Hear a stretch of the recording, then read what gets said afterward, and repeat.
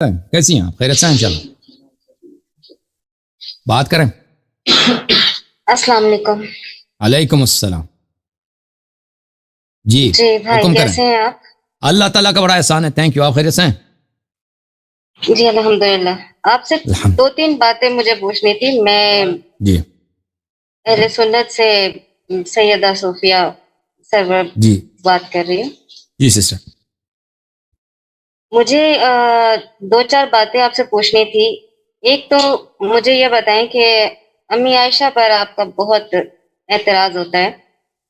ہم لوگ جب میری بیٹیاں ہیں 3 تو ظاہر سی بات ہے جب میں اپنی بچیوں کی شادی کروں گی تو انسان دیکھ کر کروں گی کہ سامنے والا اس قابل ہونا چاہیے کہ کل مجھے یا میری بیٹی کو کوئی مسئلہ نہ ہو یا مجھے پچھتانا نہ پڑے. جی تو مجھے یہ بتائیں کہ جن کی خاطر دنیا بنی نبی کریم صلی اللہ علیہ وسلم ہمارا ایمان ہے ان پر.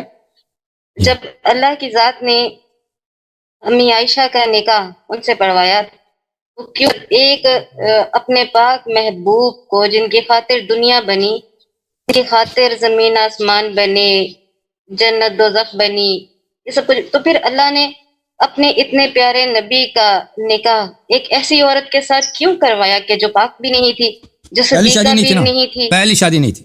پہلی شادی نہیں تھی. جو پہلی شادی ہوتی ہے انسان اب اولاد بنانے کے لیے، گھرانہ بنانے کے لیے. ان کا گھرانہ کس کے ساتھ ہے؟ حضرت خدیجہ سلام اللہ علیہا کے ساتھ ہے. ٹھیک ہے نا. بچے کن سے؟ حضرت خدیجہ سلام اللہ علیہا سے. اولاد کن سے؟ نسل کس سے؟ حضرت خدیجہ سلام اللہ علیہا سے. ٹھیک ہے نا. تو جو اللہ تعالیٰ نے آپ سن لیں. آپ میرے ساتھ میں تو شامل ہے نا. آپ سن لینا میری بہن، آپ سن لینا کہ شادی کیوں جی. پہلے بھی اس بات کو سن لیں. دیکھیں رسول صلی اللہ علیہ وسلم تو 15 بیویاں، لیکن ان کی جو اصلی بیوی ہے، فرسٹ وائف ہے، جن کے ساتھ ان کا گھرانہ بنا ہے، جن کے ساتھ انہوں نے زندگی گزاری ہے اور کسی اور کو شریک نہیں کیا اس میں، وہ صرف حضرت خدیجہ سلام اللہ علیہ. عائشہ وغیرہ کوئی بھی نہیں ہے. اور جن سے ان کی نسل پاک چلی ہے وہ حضرت خدیجہ سلام اللہ علیہ. اب ہجرت کے بعد رسول اللہ صلی اللہ علیہ وآلہ وسلم کے حالات ایسے تھے کہ رسول اور مسلمانوں کے حالات ایسے تھے کہ مسلمانوں میں بیوائیں بہت تھیں جن کی شادی نہیں ہوتی تھی، ان کو سپورٹ کی ضرورت تھی. اور رسول پاک صلی اللہ علیہ وسلم کے دشمن بہت تھے اور مختلف قبائل کے دشمن تھے. تو رسول اللہ صلی اللہ علیہ وسلم نے مختلف قبائل سے شادیاں کی ہیں. یہود سے بھی شادی کیا. ان کی ایک بیوی یہودی خاندان سے جناب صفیہ بنت حیی ابن اخطب، اور ابو سفیان کی بیٹی سے. ابو سفیان اس وقت جو مشرکین مکہ کا سردار تھا. ام حبیبہ سے، وہ ام حبیبہ جو ہے اس کی شادی تھی ایک صحابی سے، وہ حبشہ چلی گئی، وہاں سے وہ مر گیا وہ آدمی، پھر وہ مدینہ آئی تو رسول پاک صلی اللہ علیہ وسلم نے اپنے دشمن کی بیٹی سے شادی کی. ٹھیک ہے نا. اس کی وجہ کیا ہے؟ اس کی وجہ یہ ہے کہ بہت تعداد میں عورتیں تھیں جن کی سرپرست نہیں تھی، اور اس کے علاوہ مختلف قبائل کو اسلام کی طرف ترغیب دینے کے لیے ان قبائل سے اگر وہ شادی کر لیتے تو پھر وہ رسول پاک صلی اللہ علیہ وسلم سے دشمنی کم کرتے. آپ نے جو سوال کیا ہے کہ دیکھیں اللہ تعالیٰ نے نبی صلی اللہ علیہ وسلم کو کی شادی کے لیے ایسا انتخاب کیا، بری عورت کا کیسے انتخاب کر سکتا ہے؟ ملاحظہ میں اس کا جواب دے دوں گا، لیکن سب سے پہلے یہ سن لیں آپ کی اپنی کتابوں میں دیکھیں رسول پاک صلی اللہ علیہ وسلم کو نستجیر باللہ کافر زادہ مشرک زادہ آپ کے علماء کہتے ہیں. اس سے ان کو کوئی حرج نہیں ہوتا کہ نبی صلی اللہ علیہ وسلم کفار کے نسل سے، مشرک کے نسل سے دنیا میں آئیں. میں ایک چھوٹی سی بات آپ سے کرنا چاہوں گی. اجازت مجھے میری بات نہ کاٹیں پلیز، میری بات نہ کاٹیں سسٹر. تھینک یو، اللہ آپ کو جزائے خیر دے. یہ صحیح مسلم ہے، چاپ دار الفکر، بیروت لبنان میں چھپی ہے. یہاں پہ صفحہ نمبر 127 میں رسول اللہ صلی اللہ علیہ وسلم سے روایت کرتے ہیں ان ابی و اباک فی النار، کہ پیغمبر صلی اللہ علیہ وسلم نے کہا کہ میرے والد حضرت عبداللہ علیہ الصلوۃ والسلام تو جہنم میں، جہنمی ہیں اور وہ ابھی جہنم میں. ان ابی فی النار، میرے والد صاحب جہنم میں، اور والدہ بھی ان کا، اسی مسلم نے روایت کی والدہ بھی جو ہے ان کا جہنم میں، نستجیر باللہ. تو اب دیکھیں جب آپ نے اجماع، میں آپ کو یہ کتاب دکھاؤں اس کا ابو حنیفہ صاحب اس اپنی کتاب میں کیا فرماتے ہیں نبی صلی اللہ علیہ وسلم کے والدین کے متعلق.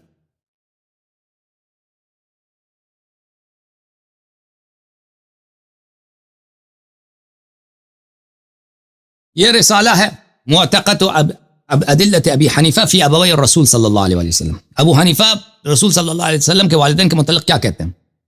علی ابن سلطان محمد القاری الحنفی، اس نے ایک کتاب لکھی. یہاں پہ لکھتے ہیں وہ کہ ابو حنیفہ نے، امام اعظم ابو حنیفہ نے اپنے کتاب الفقہ اکبر میں کہا ہے ووالدہ الرسول صلی اللہ علیہ وسلم مات علی الکفر، رسول صلی اللہ علیہ وسلم کے والدین، دونوں والدین ماں باپ کافر مشرک تھے۔ دیکھیں آپ کے فرقے کو نبی صلی اللہ علیہ وسلم کے والدین کریمین کو کافر کہہ کر کوئی شرم نہیں ہوتی، کوئی حیا نہیں ہوتی، اور سب سے بڑی گالی جو ہے کسی شخص کو کافر زیادہ مشرک زیادہ کہنا ہوتا ہے، سب سے بڑی تنقیب سے ہی ہے۔ اور انما المشرکون نجس، قرآن فرماتا ہے مشرکین تو نجس ناپاک ہیں، رسول صلی اللہ علیہ وسلم کو ناپاک ریشوں سے، ناپاک دامن سے، ناپاک صلب سے، ناپاک بطن سے آپ قائل ہو گئے کہ دنیا میں آئیں۔ اچھا، اور دوسرے جو انبیاء ہیں قرآن فرماتا ہے ان اللہ اصطفى آدم ونوح وآل ابراہیم وآل عمران علی العالمین، اللہ نے آل ابراہیم کو برتری دی، آل عمران کو برتری دی۔ ہمارے نبی صلی اللہ علیہ وسلم کیا مشرک، نسجیر باپ بھی مشرک، نبی بھی، اور ان کی والدہ بھی مشرک۔ تو یہاں پہ تو کوئی اگر دیکھیں، اگر بات یہ ہے کہ اللہ تعالیٰ نے نبی صلی اللہ علیہ وسلم کے لیے چنتا ہے تو والدین کو کیوں نہیں چنا بھائی؟ اور بھائی منطق بھی کوئی چیز ہے، بیوی زیادہ اہم ہے یا ماں باپ زیادہ اہم ہے؟ ماں باپ زیادہ اہم ہے۔ ان کو آپ لوگ مشرک کہہ کر آپ لوگوں کو کوئی تکلیف نہیں ہوتی، اللہ کے نہ کوئی آیا ہے، کچھ بھی نہیں ہے، کچھ بھی نہیں ہے، بلکہ آیا قرآن کیا فرماتا ہے وَقَدْ نَرَى تَقَلُّبَكَ فِي السَّاجِدِينَ، رسول صلی اللہ علیہ وسلم کے سب آبا ساجدین تھے، اللہ کے اولیاء تھے۔ بہرحال اب آتے ہیں عائشہ کے متعلق۔ دیکھیں اللہ تعالیٰ کو یہ پتا تھا کہ لوگ یہی کہیں گے کہ عائشہ تو نبی صلی اللہ علیہ وسلم کی بیوی ہے، نبی صلی اللہ علیہ وسلم کی بیوی ہے، تو لوگ ان کی بیوی ہونے کی وجہ سے جو بھی عائشہ کہے گی، جو بھی عائشہ کرے گی اس کی تصدیق کریں گے، اور کیونکہ عائشہ کی تعظیم ہے بھئی وہ نبی صلی اللہ علیہ وسلم کی بیوی ہے۔ تو اللہ نے اسی لیے جواب دیا، اللہ تعالیٰ نے جواب دیا آپ کی اسی شک کو دور کرنے کے لیے قرآن مجید فرقان حمید میں سورہ مبارکہ تحریم میں ملاحظہ فرمائیے، اللہ تعالیٰ فرماتا ہے ضرب اللہ مثلا للذین کفروا امرأة نوح وامرأة لوط كانتا تحت عبدین من عبادنا صالحین فخانتاهما فلم یغنی عنہما من اللہ شیئا وقیل ادخلا النار مع الداخلین۔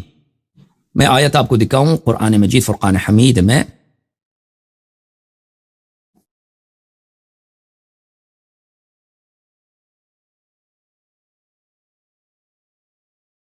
کہ اللہ تعالیٰ فرماتا ہے کہ میں نے دو مثال دیا اس کے لیے کافروں کے لیے، ایک حضرت نوح علیہ السلام کی بیوی اور ایک حضرت لوط علیہ السلام کی بیوی، کانتا تحت عبدین من عبادنا صالحین، یہ دونوں ہمارے دو صالح نبیوں کے عورتیں تھیں، بیویاں تھیں، فخانتاہما اپنے شوہروں سے انہوں نے غداری کی، فلم یغنی عنہما من اللہ شیئا، تو جو ان کا جو رشتہ تھا لوط کی بیوی کو لوط علیہ السلام کے ساتھ، نوح علیہ السلام کی بیوی نوح کے ساتھ، اس رشتے کا کوئی فائدہ نہیں ملا۔ وقیل ادخلا النار مع الداخلین، اور ان سے فرمایا گیا کہ تم جہنم چلے جاؤ جہنمیوں کے ساتھ۔ اچھا یہ اللہ نے کیوں بولا، یہ آیت کیوں نازل کیا، کیوں نازل کیا؟ یا اللہ نے اسی لیے نازل کیا کہ اس سے اصل مراد عائشہ حفصہ ہیں، عائشہ اور حفصہ۔ یہ کتاب تفسیر فخر الرازی المجلد 11، یہاں پر ملاحظہ فرمائے فخر الرازی بہت بڑے مفسر ہیں مخالفین کے، سورہ تحریم میں ضرب اللہ مثلا للذین کفروا امرأة نوح وامرأة لوط وفی ضمن ہذین التمثیلین، اللہ نے جو دو مثال دی ہے نوح علیہ السلام کی بیوی کی اور لوط علیہ السلام کی بیوی کی، تعریض، یہ کنایہ ہے، تعریض کس کو بولتے ہیں عربی زبان، کنایہ کو بولتے ہیں، تعریض بأمی المؤمنین وہما حفصہ و عائشہ، دو ام المؤمنین کے لیے، عائشہ اور حفصہ کے لیے۔ تو اللہ تعالیٰ نے آپ کے خاطر اور آپ جیسے لوگوں کے سوچ کے خاطر کہ آپ کی یہ شک دور ہو جائے کہ نبی صلی اللہ علیہ وسلم کی بیوی کیا بری ہو سکتی ہے، اللہ نے قرآن میں کہہ دیا کہ اے مسلمانوں میں تمہیں مثال دیتا ہوں عائشہ اور حفصہ کا، یہ عائشہ اور حفصہ کی مثال ہے امرأۃ نوح و امرأۃ لوط۔ جب فخر رازی کہہ رہے ہیں کہ یہ کنایہ ہے امرأۃ لوط و امرأۃ نوح، کنایہ کس سے، عائشہ و حفصہ سے ہے، تو بات ختم ہے اس کے بعد، ٹھیک ہے نا جی۔ اللہ نے یہ بتا دی کہ بھائی اگر نوح بھی نبی ہے، اگر ہمارے نبی نبی ہے تو نوح بھی نبی ہے، اس کی بیوی کافر ہو سکتی ہے، بری ہو سکتی ہے۔ جی جی جی بولیں۔ اب مجھے یہ